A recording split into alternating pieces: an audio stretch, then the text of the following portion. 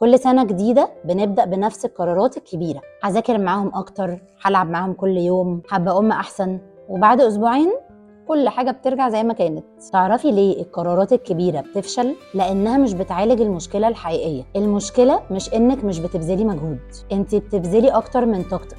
المشكلة مش إن ولادك ناقصهم أنشطة أكتر أو وقت أكتر، هم محتاجين أم فهماهم. بنفتكر إن إحنا وولادنا المراهقين ناقصنا جدول منظم أكتر، قواعد صارمة أكتر، أنشطة أكتر، وقت أكتر. بس الحقيقة إن إحنا ناقصنا فهم لنفسنا كأمهات.